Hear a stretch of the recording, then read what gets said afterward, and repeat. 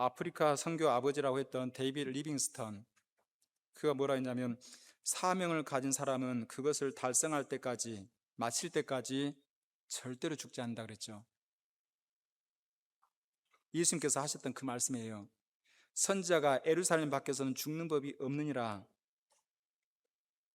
예수님께서는 정확하게 우리 죄를 짊어지시고 고난을 받으시고 골고다 언덕에 올라가서 십자가에 죽으셔야 하는 그 길이 있잖아요. 그 길이 있기 때문에 그 길이 마치기 전까지는 절대 죽지 않는다는 걸 알아요. 우리는 얼마나 오래 사느냐가 중요한 것이 아닙니다. 짧게 살지라도 문제는 하나님께서 우리 각 사람에게 부여해 줬던 그 사명을 다 완수했느냐 못했느냐, 그게 정말 더 중요할 거예요. 사람들은 이야기를 합니다. 가늘고 길게 살 거야. 우리는 구원받은 그리스도인들은 길게 살든지 짧게 살든지 하나님께서 주신 수명만큼 살면서 우리가 해야 될 것은 꽉 찬 삶을 살아야 되는 거죠. 굵게 살아야 되는 거예요. 성경에서는 오래 사는 것이 장수라고 하잖아요. 근데 장수라는 그 의미가 오래 사는 것도 장수지만 꽉 차게 사는 것도 장수예요. 하나님께서 주신 그 사명을 완수했다면 비록 짧은 생애를 살다 하더라도 장수했다라고 성경에 말씀하고 있는 거예요. 그러니까 얼마나 오래 사느냐, 이게 중요한 게 아니고 하나님께서 각 사람에게 부여준 그 사명이 있잖아요. 그 사명을 다 완수한 사람은, 가야 될 길을 마친 사람은 비록 짧은 삶을 살았다 할지라도 짧게 산 것이 아니고 장수한 거죠. 그러니까 예수님께서는 33살의 나이에 십자가에 못 박혀 죽으시면서 다 이뤘다 그러잖아요. 오래 사는 것을 축복이고 장수라고 생각한다 그러면 예수님께서는 얼마나 불행한 분입니까? 근데 아니잖아요. 다 이뤘다 그러잖아요. 세례요한도 달려갈 길 마쳤다 그랬잖아요. 마치다, 그 말은 가득 채우고 완성하고 성취하는 것을 말하는데, 하나님께서 그에게 부과된 그 인생의 모든 사명, 조금도 부족함 없이 하나님이 흡족할 정도로, 만족할 정도로 다 이뤘다. 그러니까 짧은 생애를 살았다 할지라도 마쳤다라고 이야기하는 거예요.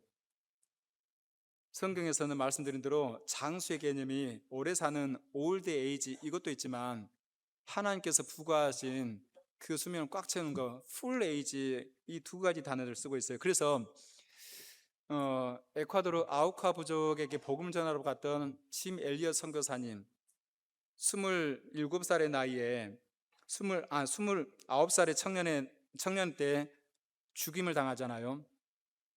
근데 우리가 그 말은 잘 알고 있잖아요. 영원한 것을 얻기 위해서 영원하지 않은 것을 버린 자는 바보가, 어리석은 자가 아니다. 우리는 그 잘 알고 있잖아요.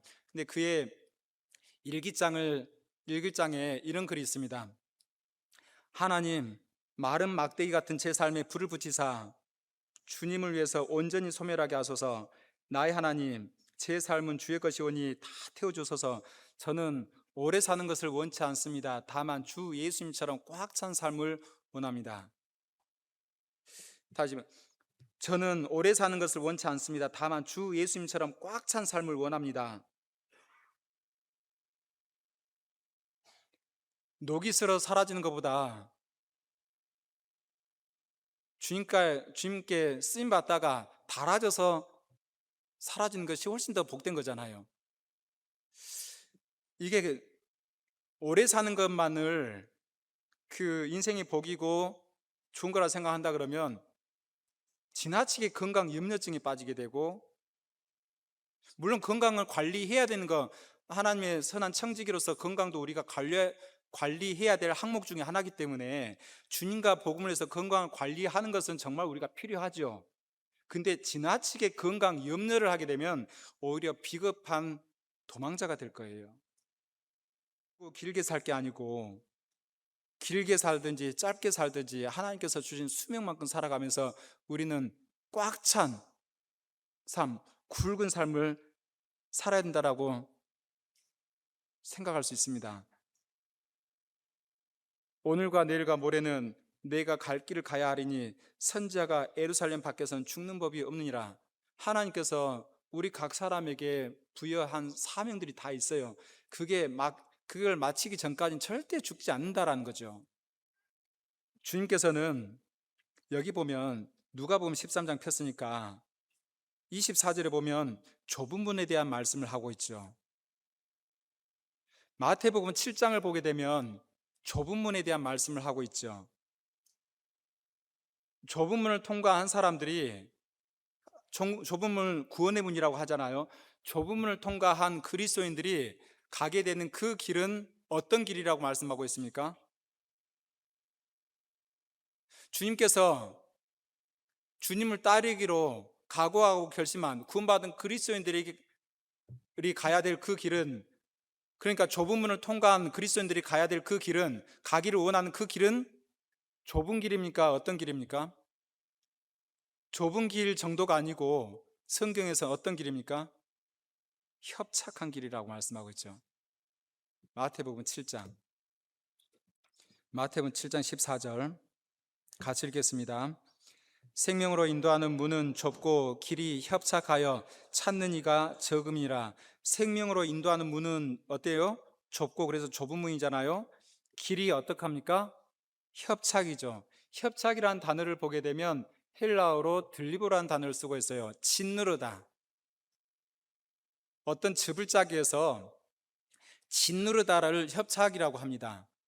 그러니까 좁은 길 정도가 아니고, 좁은 길도 맞겠지만 좁은 길 정도가 아니고 협착한 길이에요. 협착이라는 단어는 언제 씁니까?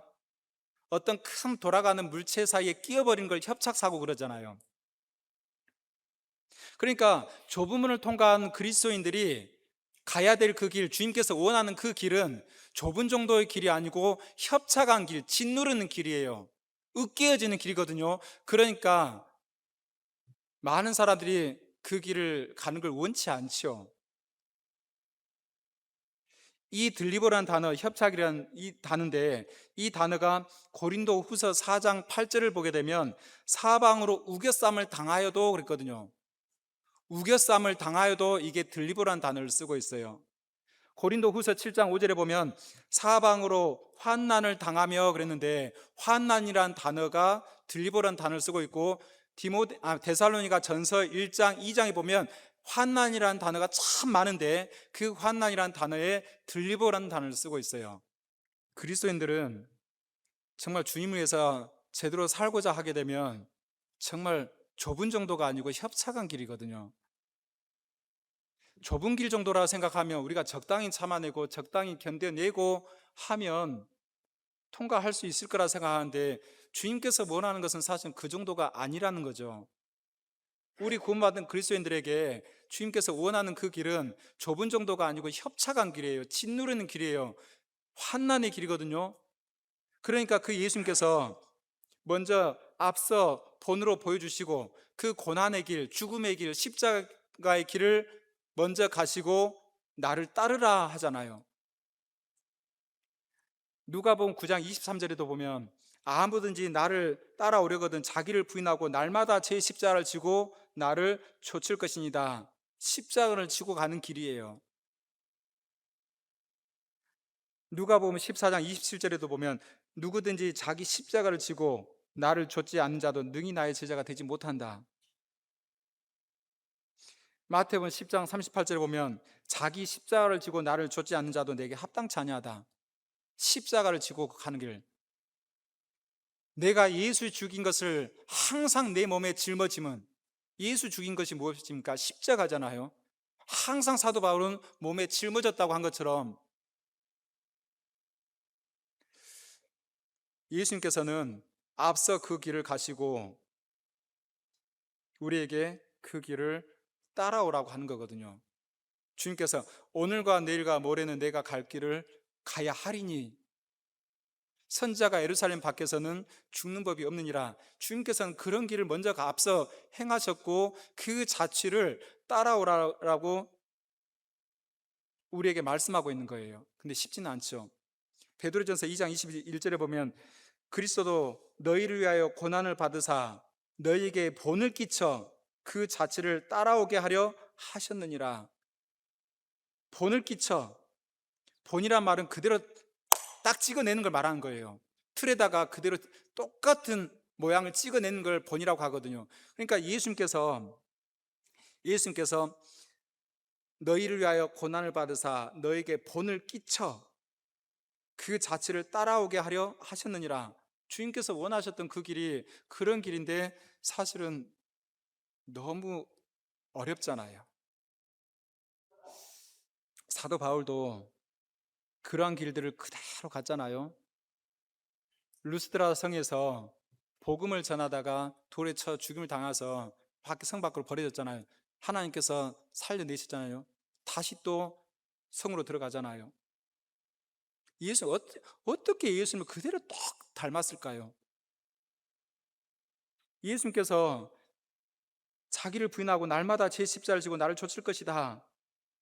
고난을 받으사 너에게 본을 끼쳐 그 자취를 따라오게 하려 하셨느니라 그랬는데 어떻게 예수님께서 하셨던 그대로 그대로 따라갈까요?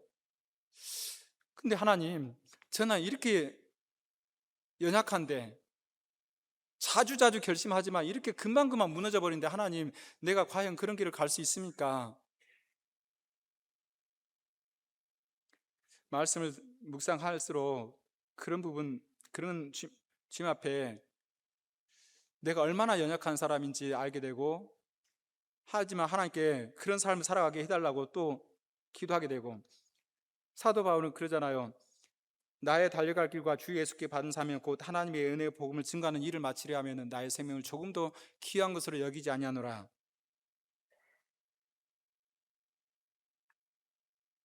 나는 예루살렘에서 죽을 것도 각오했다 하잖아요. 예루살렘을 가게 되면 그 이방인의 손에 넘겨져서 죽는다 그랬는데, 그럼에도 불구하고 나는 죽는 것까지도 각오했다고 그러잖아요. 사도 바울이. 그래서 그 길을 끝까지 다 마치고 죽음 바로 임박했을 때 마지막 쓰신 서신이 디모데 후서인데, 마지막 유언처럼 쓴 게 디모데 후서인데, 디모데 후서 4장 7절에 내가 선한 싸움을 싸우고 나의 달려갈 길을 마치고 믿음을 지켰다라고 고백하잖아요. 그리고 목을 잘려 순교를 당하게 되잖아요. 사도 바울, 그의 삶의 목표는 살든지 죽든지 내 몸에서 그리스도가 존귀되게 하려 하는 것이다. 살든지 죽든지 내 몸에서 그리스도가 존귀되게 하려 하나니. 고린도 후서 5장 8절 9절 보게 되면 우리가 담대하여 원하는 바는 차라리 몸을 떠나 주와 함께 거하는 그것이라. 그런즉 우리는 거하든지 떠나든지 주를 기쁘시게 한 자 되기를 원한다. 거하든지 떠나든지 살든지 죽든지 주를 기쁘시게 한 자 되기를 힘쓰노라. 영어를 보게 되면 주님을 기쁘시게 하는 게 내 삶의 목표다라고 이야기하는 거예요. 살든지 죽든지 주님을 기쁘시게 하는 것이 내 삶의 목표다, 내 인생의 목표다라고 이야기를 하고 있어요. 그래서 주님께서는 우리가 그러한 신앙의 길을 끝까지 가야 되는데, 그 신앙의 길을 끝까지 가야 되는 많은 어려움이 있어도요, 장애물이 있어도요, 주님은 우리가 복음을 들고 가는 그 길, 사명을 이루는 그 길에 많은 장애물이 있다는 걸 알고 있어요. 때로는 예수님께서 말씀하는 십자가의 길이라고 한 것처럼 십자가를 지고 따르는 길이라고 했으니까 죽음도 어떨 때는 죽음의 위협도 있고요. 그러니까 내가 사망의 음침한 골짜기를 다닐지라도 때로는 또한 눈물도 많이 흘리잖아요. 눈물 골짜기를 통행할 때에도 시편 84편에 전도하면서 얼마나 많이 웁니까? 우리가 가는 길은 그런 길이잖아요. 정말 경건하게 살고자 하는 사람 피벽에 오는 거 당연하잖아요. 우리는 세상으로부터 환영받지 못한 사람들이고요, 우리가 전하는 메시지는 환영받지 못한 메시지, 당연히 거절당할 메시지를 우리는 전하기 때문에, 우리가 세상에 살고 있지만 세상에 속하지 않고 있기 때문에 많은 핍박이 오는 건 당연한 거잖아요. 장애물들이 얼마나 많습니까? 그래서 사무엘상 14장을 보게 되면 요나단과 병기든 소년이 블레셋 사람에게 건너가려고 해요.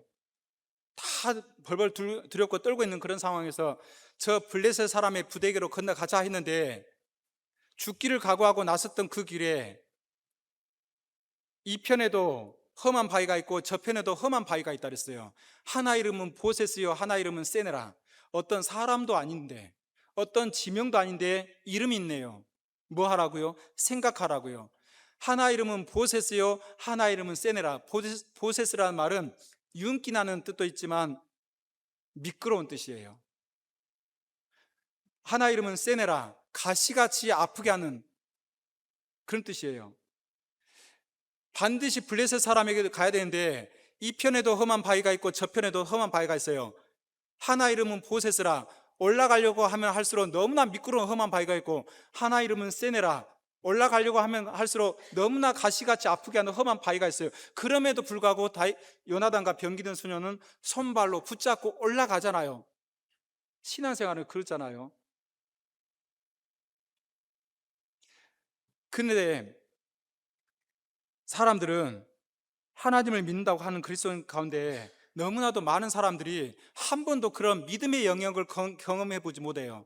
오직 의인은 믿음으로 말미암아 산다고 했는데, 그 믿음의 영역을 경험해 보지 못해 인생의 장애물 앞에 어떨 때는 내 건강에 문제가 있고, 어떨 때는 내 사업에 문제가 있고, 어떨 때는 인간관계에 문제가 있고, 때로는 내 남편이, 때로는 내 아내가, 때로는 내 자식들이 커다란 인생의 장애물처럼 다가오기도 하잖아요.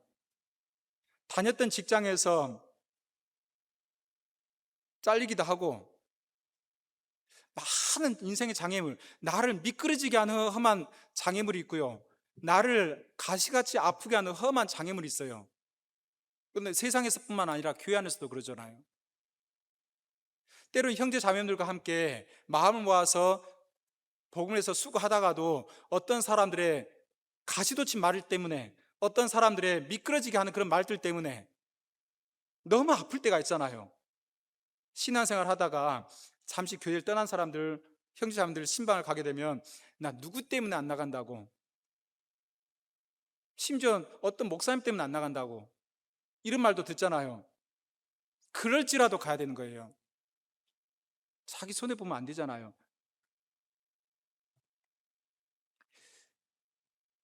나는 참을 만큼 참았어. 여기까지 내 한계야. 나보고 뭘 얼마나 더 하라고. 난 할 만큼 다 했어. 그럼에도 불구하고 더 하는 게 믿음의 영역이잖아요. 이 길, 신앙생활 하다 보면 왜 때로는 실패하기도 하고 넘어질 수도 있잖아요. 저는 넘어지나 아주 엎드러지지 아니하면 여호와께서 손으로 붙드심이라. 시편 37편 24절 말씀이 그러잖아요. 저는 넘어지나, 넘어질 수 있으니까 넘어지나 그러잖아요. 잠언 24장 16절을 보게 되면 대적 의인은, 구원받은 사람은 7번 넘어질지라도 다시 일어나려니와, 7번이라도 넘어질 수가 있는 거거든요. 근데 또 일어나는 게 구원받은 그리스도인이거든요. 신앙생활 하다 보면 장애물들이 참 많아요. 나를 주저앉게 하고 멈추게 하고, 내 앞에 주어진 많은 인생의 장애물도 있고 고난도 있고, 근데 이 육신이 있어서 그 고난의 길을, 죽음의 길을, 십자가의 길을 주저하잖아요. 망설이고. 시작할 때 언급했던 주기철 목사님의 마지막 고별 설교 가운데 일사각오라는 설교 내용이 있습니다. 잠시 읽어드리겠습니다. 주님을 위하여 오는 고난을 내가 이제 피하였다가 이 다음 내가 무슨 낯으로 주님을 대하오리까? 주님을 위하여 이제 당하는 감옥 고통을 내가 피하였다가 이 다음 주님이 너는 내 이름과 평안과 즐거움을 다 받아 누리고 고난의 잔을 어찌하고 왔느냐 물으시면 내가 무슨 말로 대답하랴? 주님을 위하여 오는 십자가를 내가 이제 피하였다가 이 다음 주님이 너는 내가 준 유일한 유산인 고난의 십자가를 어찌하고 왔느냐 물으시면 나는 무슨 말로 대답하랴? 예수님은 우리를 위하여 가시관을 쓰셨는데 그의 종이요 제자인 우리는 왜 면류관만 쓰려고 하는가?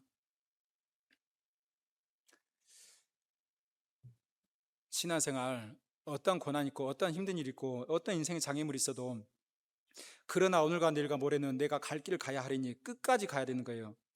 이 끝까지 가기 위해서는 신앙의 연료가 필요하겠죠. 그게 바로 사랑이라는 거죠.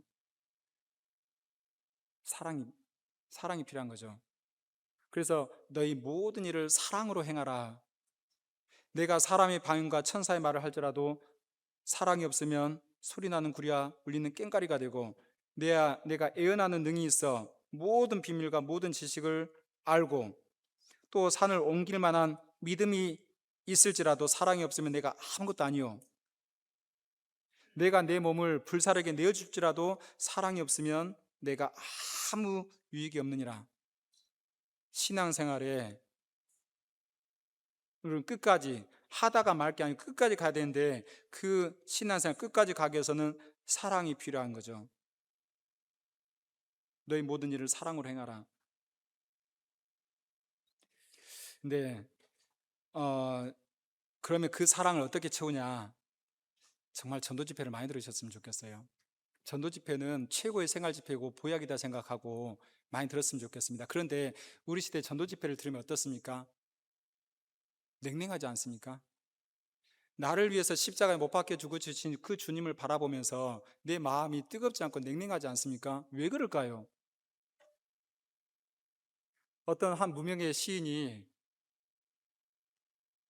쓴 글인데, 오 그리스도여, 당신의 십자가 아래서 당신이 흘리신 핏방울을 바라보면서 눈물 없이 서 있는 이 몸은 돌입니까 사람입니까? 그런데 여기 돌님 안 계시죠? 십자가 그 복음을 듣고 있는데 이게 너무 많이 듣다 보니까 혹시 식상해지셨습니까? 아니죠. 내 마음이 문제가 있죠. 이 마음, 예수님께서 제자들에게, 부활하신 예수님께서 제자들에게, 슬픔과 절망에 빠져 있는 그 제자에게 구약성을 통해서 그리스도께서 왜 고난을 받으시고 왜 죽으셔야 하는지 그걸 자세히 풀어줬을 때 그들의 마음이 뜨거워졌던 것처럼, 전도 집회 말씀을 들을 때 한번 해보시죠. 평생 처음 듣는 사람처럼 그 말씀을 들으셨으면 좋겠어요. 한 번도 안 들어봤던, 평생 처음 듣는 사람처럼 그런 마음 가지고 전도 집회를 듣는다 그러면 그 예수님의 십자가가, 그 예수님의 사랑이 나에게 새롭게 할 겁니다. 그래서 그 사랑, 우리 시대는 반복하기 싫어하잖아요. 그런데 그렇다 보니까 같은 영상도 두 번 보지 않고 사람들은 지루해 하잖아요. 그런데 전도 집회만큼은 우리가 계속해서 거듭거듭해서 들었으면 좋겠어요.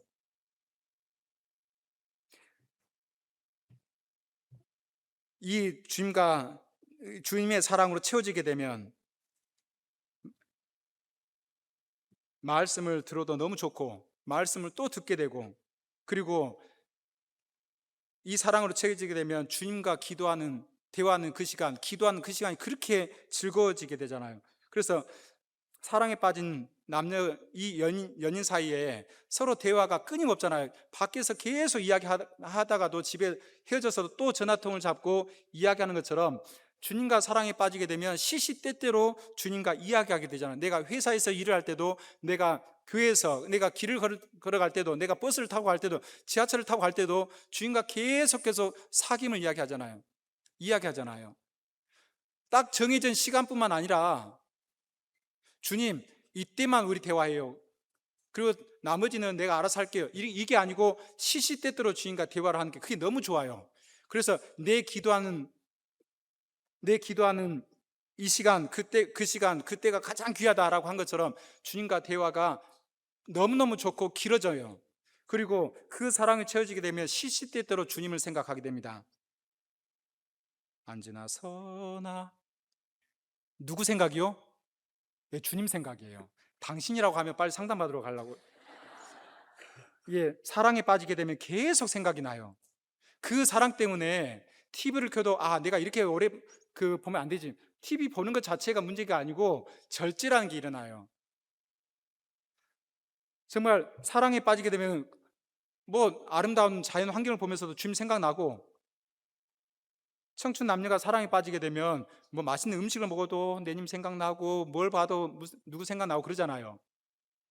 어디를 가든지 컴퓨터를 켜도 모니터를 켜도 주님 생각이 나게 될 거고, 주님 하루 종일 나와 함께 있어 달라고, 내가 어딜 가든지 무엇을 하든지 주님 내 삶에 간섭해 달라고. 그리고 주님의 사랑이 채워지게 되면 교회 가는 것이 즐겁고 봉사하는 것이 즐거워요. 주님과 주님의 사랑이 뜨거워지게 되면 비록 봉사가 힘들어도 즐거워지고 기쁨과 열정이 생기게 됩니다. 교회 봉사는 시간이 남아돈 사람들이 하는 게 아니에요. 헛되는 일이 아니에요. 교회 봉사는 은혜 받은 만큼 옥합을 깨는 겁니다.